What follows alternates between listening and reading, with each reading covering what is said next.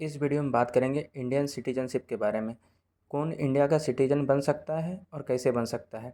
Citizenship act 1955 के according 4 तरीका है इंडिया का सिटीजन बनने का। एक by birth, bye decent, bye registration, bye naturalisation. एक जन्म से, एक वंशावली के अकॉर्डिंग, एक पंजीकरण के द्वारा, एक जो प्राकृतिक रूप से बनेगा। इसका याद करने का ट्रिक है ब्रांड। बी से बर्थ, डी से डिसेंट, आर से रजिस्ट्रेशन, एन से नेचुरलाइजेशन। बाय बर्थ क्या बोलता है? 26 जनवरी 1950 से 1 जुलाई 1987 के बीच कोई भी अगर बर्थ लिया है तो वो ऑटोमेटिक इंडिया का सिटीजन है।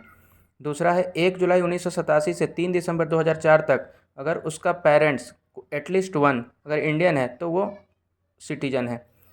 तीसरा है 3 दिसंबर 2004 के बाद से दोनों पेरेंट्स को इंडियन होना ज़रूरी है, इंडिया का सिटीजनशिप होना ज़रूरी है। और या एक अगर इंडियन है तो दूसरा इलीगल माइग्रेंट नहीं होना चाहिए, तो वो बाय बर्थ सेक्शन 3 के अकॉर्डिंग सिटीजन है। बाय डिसेंट सेक्शन 4 वंशावली के अकॉर्डिंग 10 दिसंबर 1992 से पहले अगर उसका पिता बर्थ के द्वारा इंडियन है तो वो सिटीजन है। 10 दिसंबर 1992 के बाद उसके माता या पिता में से कोई भी बर्थ से यहाँ इंडियन है तो वो सिटीजन है इंडिया का। 3 दिसंबर 2004 के बाद बर्थ जन्म को पंजीकरण होना जरूरी है। कहाँ पे? इंडियन कंसुलेंट में, मतलब राजदूत में, इंडियन राजदूत में with in 1 year. Part 2 third है बाय रजिस्ट्रेशन सेक्शन 5। इसमें कौन कौन रजिस्ट्रेशन कर सकता है? जो भारत मूल के निवासी हो और 7 ईयर्स तक भारत पे रहा हो, एक इंडियन सिटीजनशिप के साथ शादी किया उसके बाद भारत में 7 साल तक रहा हो।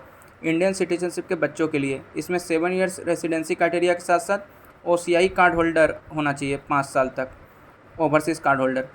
चौथा है बाय नेचुरलाइजेशन सेक्शन 6। इसमें फॉरेनर को मिलेगा, ऐसा फॉरेनर जो एक इलीगल माइग्रेंट ना हो, और ऐसा क्राइटेरिया फुलफिल करना पड़ेगा जो 3rd शेड्यूल में आता है सिटीजनशिप एक्ट 1955 में। रेसिडेंसी क्राइटेरिया, इसमें एप्लीकेशन अप्लाई करने से पहले 1 साल और लास्ट 14 साल में 11 साल भारत में रहा हो, टोटल 12 साल भारत में रहा हो। और क्वालिफिकेशन क्या होना चाहिए? गुड कैरेक्टर होना चाहिए और नॉलेज होना चाहिए किसी एक लैंग्वेज का जो 8th शेड्यूल में है कॉन्स्टिट्यूशन में। और एक रिनंसिएट करना पड़ेगा फॉरेन सिटीजनशिप को, जो पिछला जो सिटीजनशिप है उसको त्याग करना पड़ेगा, क्योंकि इंडिया अलाउ नहीं करता है डुअल सिटीजनशिप को। Thank you.